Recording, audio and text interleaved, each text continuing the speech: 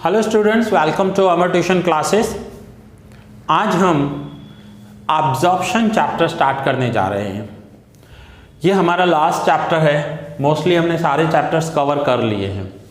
सो आइए एब्जॉर्प्शन का हम मीनिंग समझते हैं। पहले मीनिंग क्या होता है। आप अमालगमेशन करके आए हो।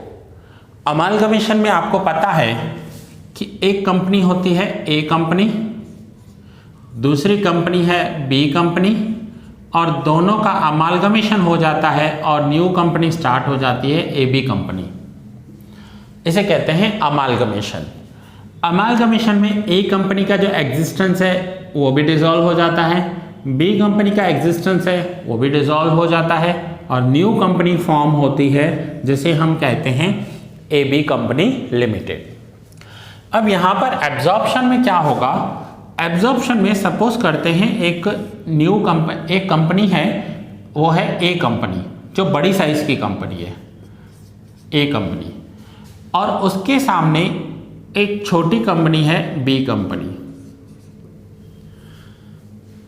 अब ये जो बड़ी कंपनी है ये न्यू कंपनी, ये बी कंपनी को बाय कर रही है, एब्जॉर्ब कर रही है।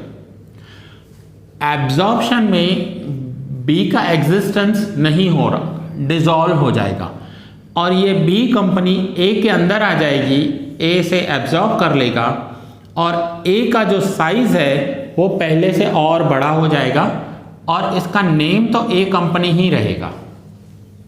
सो दोनों में डिफरेंस क्या है।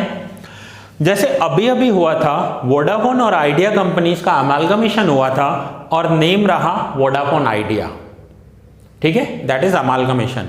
लेकिन सपोज करते हैं, सपोज कि वोडाफोन कंपनी ने आइडिया को परचेज कर लिया, आइडिया नेम हमेशा के लिए बंद हो गया, मार्केट में से आइडिया क्लोज हो गया, और सारे के सारे आइडिया के जो कस्टमर्स हैं वो वोडाफोन के हो गए, और एग्जिस्टेंस वोडाफोन का रहा, तो उसे हम कहेंगे ए कंपनी लिमिटेड, जिसने बी को ले लिया। ऐसे बहुत सारे एग्जाम्पल्स हुए थे, इवन टेलीकॉम इंडस्ट्री में ही हुए थे। आपको पता होगा थोड़ा टाइम पहले यूनिनोर करके एक कंपनी थी। अब यूनिनोर को क्या हुआ, यूनिनोर तो बंद हो गई, लेकिन किसी ने उसे एब्जॉर्ब कर लिया, और यूनिनोर हमेशा हमेशा के लिए उस कंपनी की हो गई, यूनिनोर का नेम ही मार्केट में से चला गया। सो एब्जॉर्प्शन में क्या होता है कि एक बड़ी कंपनी किसी छोटी कंपनी को, या एक कंपनी किसी दूसरी कंपनी को हमेशा के लिए एब्जॉर्ब कर लेती है।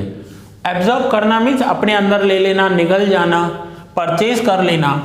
तो यहां पर हो रहा है कि ए कंपनी बी कंपनी का पूरा बिजनेस परचेज कर लिया, एब्जॉर्ब कर लिया।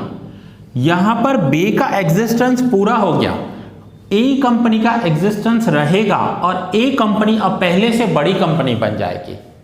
सो इसे कहते हैं एब्जॉर्प्शन।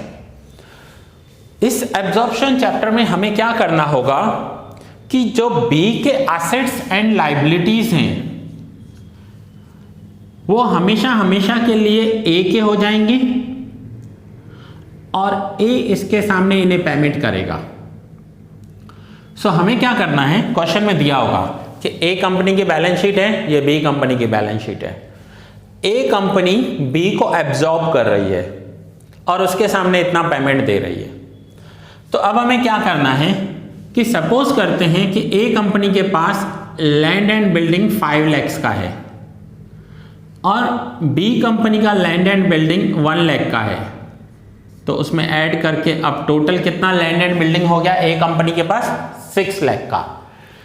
तो इसमें हमें सम्स में क्या करना है, बी की जितनी भी एसेट्स एंड लायबिलिटीज हैं जो ए एग्री कर रहा है लेने के लिए, वो हमें ए में ऐड कर देनी है। सो ए में एसेट्स एंड लायबिलिटीज सारी ऐड हो जाएंगी, और उसके सामने ए उन्हें परचेज कंसीडरेशन देगा। बी हमेशा के लिए डिसॉल्व हो जाएगी। डिसॉल्व हो जाना मीन्स क्लोज हो जाना, बंद हो जाना, डिसॉल्यूशन हो जाना। बी का हमेशा हमेशा के लिए डिसॉल्यूशन हो जाएगा, और ए कंपनी पहले से, ए कंपनी का जो साइज है वो इंक्रीज हो जाएगा। ए कंपनी जो पहले से है वो ज्यादा बड़ी हो जाएगी। सपोज करते हैं ए कंपनी पहले 10 प्रोडक्ट्स बनाती थी और बी कंपनी 2 प्रोडक्ट्स बनाती थी। तो अब ए ने क्या किया, बी को एब्जॉर्ब कर लिया, बी हमेशा हमेशा के लिए बंद हो गई और ए कंपनी जहां 10 प्रोडक्ट्स बनाती थी अब 2 प्रोडक्ट्स मिलाकर टोटल 12 प्रोडक्ट्स बनाएगी। ध्यान से समझना इस एब्जॉर्प्शन को, ए का एग्जिस्टेंस सेम रहेगा, बी हमेशा हमेशा के लिए क्लोज हो जाएगी। सो इसे कहते हैं एब्जॉर्प्शन। रिसेंटली बहुत सारे एग्जांपल्स एब्जॉर्प्शन के हुए हैं, आपके बुक में भी दिए हुए हैं। सो नेक्स्ट लेक्चर में मैं आपको जब एक्सप्लेन करूंगा कि कौन से एब्जॉर्प्शन हुए हैं, हमें कौन से अकाउंट्स बनाने हैं, हमें किस मेथड से जाना है, तो वो हम बुक में लेंगे। सो स्टूडेंट्स, ये आज मैंने आपको एब्जॉर्प्शन की मीनिंग एक्सप्लेन की, मीनिंग समझाई कि अमालगमेशन और एब्जॉर्प्शन में डिफरेंस क्या है।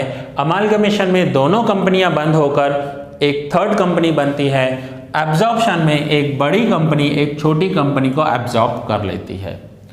सो ये था एब्जॉर्प्शन का मीनिंग। ये लेक्चर मैं यहाँ ही पूरा कर रहा हूँ। नेक्स्ट लेक्चर में मिलते हैं जिसमें हम सम्स भी देखेंगे और मेथड्स भी देखेंगे। सो मिलते हैं नेक्स्ट लेक्चर में।